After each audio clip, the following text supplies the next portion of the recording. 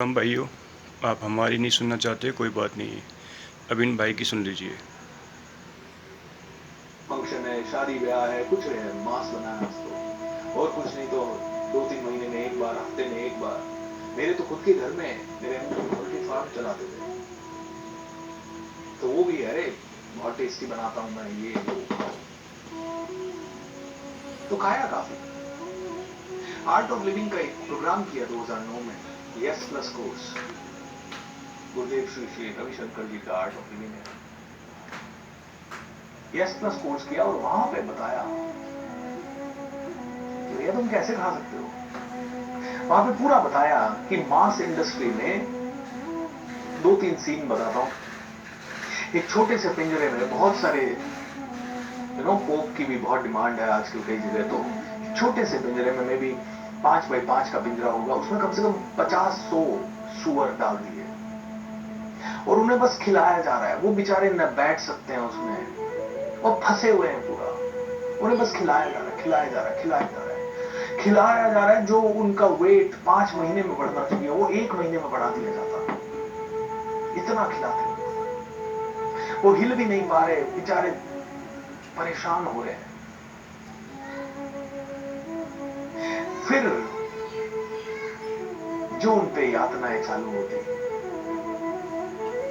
मैंने एक चित्र देखा उस वीडियो के अंदर जहां पे सारे सुअर, एक सुअर, मुर्गियां, जो भी जानवरों को खाते हैं, वो सभी उल्टे लटके हुए हैं और एक आरी चल रही है। वो कन्वेयर बेल्ट उन्हें लाता है और उनकी गर्दन कट जाती है और एक एक करके एक दिन में पता नहीं कितने ऐसे मारे जा रहे हैं जिनका खून नीचे टपक रहा है। फिर उनकी बॉडी को गर्म पानी में डाला जा रहा है, खाल उतारी जा रही है। मैंने जब ये देखा, I left nonveg then and there. भाइयों, आपका भाई ज्ञान इन्हीं सब चीज़ों को दे रहा है, बट ये तो आपके भाई ने पता नहीं कैसे देख लिया चैनल को चेंज करते हुए, क्योंकि ये सब चीज़ें बिल्कुल गलत हैं। किसी को मारना, काटना, लूटना ऐसा नहीं करना चाहिए। अगर आज हम किसी के साथ करते हैं अपनी ताकत के बल पर, पैसे के बल पर, किसी के बल पर, तो एक ना एक दिन तो ये चीज़ें कम होंगी, ताकत भी कम होगा, पैसा भी कम होगा, फिर कोई हमारे साथ करेगा। ये नियति है। आप अपनी तरफ से अच्छा करो। अगर आप अच्छा करोगे तो जब तक जियोगे चौड़े होकर जियोगे, ये गारंटी है। जितनी भी ज़िंदगी होगी तब फर्स्ट क्लास होगी। पर एक दिन सो उठे और मैंने ऐसे ही पूछा, मैंने कहा वो भेड़ कहाँ है? बोले वो तो कल रात को खा गए थे अपन। क्या? जो भेड़ 15 दिन से हमारे साथ थी उसको खा गए कल रात को। बड़ा बुरा लगा। माउंटेनियरिंग का कैंप खत्म हुआ, कामाख्या मां के टेंपल के दर्शन करने आसाम में गया। लाइन में खड़ा था और बकरों की भयंकर चीखें सुनाई दे रही थी और चित्र यूं था कि एक लाल वस्त्र में, ऊपर से शरीर बिल्कुल नंगा है लेकिन धोती पहन रखी है या जो भी है, लाल वस्त्र पहन रखा है नीचे, और बकरे लाइन में खड़े हुए हैं। हर बकरे के साथ एक आदमी खड़ा हुआ है और वो बकरे सारे चिल्ला रहे हैं क्योंकि उनको आभास हो गया है कि मरने वाले हैं। और एक बकरा लाते हैं और खट उसको काट देते हैं पुजारी जी, वो जो भी बैठे हुए थे, और वहां खून ही खून फैल जाता है।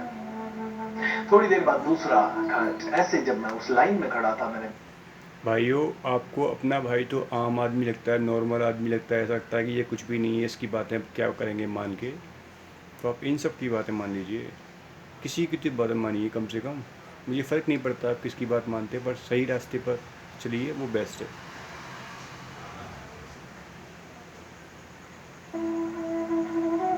ये मेरा संस्कृति तो नहीं है। ये इंसान ने अपने जीव के लिए और अपने कंट्रोल को नहीं रख पाने के लिए इस लेवल पे अपनी चीजों को बना दिया है कि नहीं यार, घास फूस क्या खाते हो, नॉन वेज खाओ। अरे घास फूस क्या खाते हो तुम हरे घासरी रोटी ही जद बन बिलावड़ो ले भाग्यो, नान्यो सो अमरियो चीख पड़ियो, राणारो सोयो दुख जाग्यो। हरे घास की रोटी ही जब लेके चला गया वन का एक बिलाव, महाराणा प्रताप का दुख जाग गया है। बोले यार, मेरे बच्चे को घास की रोटी भी नसीब नहीं है, ये लोग महलों में खाने पीने वाले, 56 भोग की थाली इनकी सजने वाली, और ये लोगों को आज घास की रोटी भी नसीब नहीं है।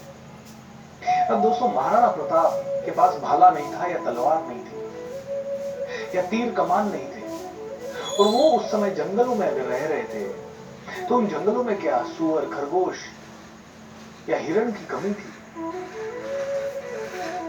तो फिर उनके पुत्रों को घास की रोटी क्यों खानी पड़ रही है? क्योंकि जो हमारे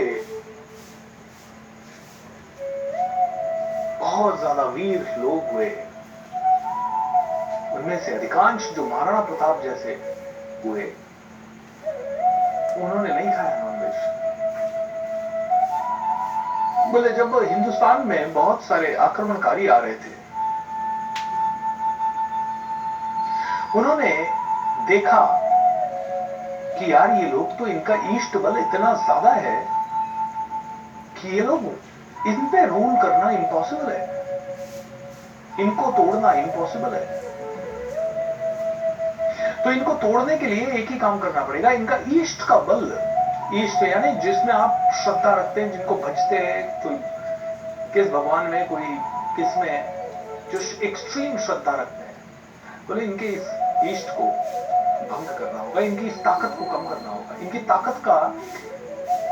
ताकत का सबसे बड़ा स्रोत ही इनकी श्रद्धा है। बोले इसको कम करना पड़ेगा। बोले ये 30-30 दिन उपवास कर लेते हैं यार, ये रमजान रख लेते हैं, रोजा रख लेते हैं, ये जैन लोग 30-30 दिन का उपवास कर लेते हैं। ये उपवास के पक्के होते हैं, ये धर्म के पक्के होते हैं, ये एक दूसरे के लिए मर मिटने के पक्के होते हैं, ये मातृभूमि के लिए मतलब जान दे देते हैं। इतने ज्यादा कट्टर हैं ये लोग, हिंदुस्तान पे राज करना मुश्किल है भाई। तो क्या करो, सबसे पहले इनके इस ईमान को भ्रष्ट करो। हिंदू, मुस्लिम, सिख, ईसाई सारे हैं भाई भाई, यही जीवन का सत्य है। ये सब वही सारांश बता रहे हैं जो मैंने शॉर्टकट में समझा दिया। शुक्रिया धन्यवाद भाइयों।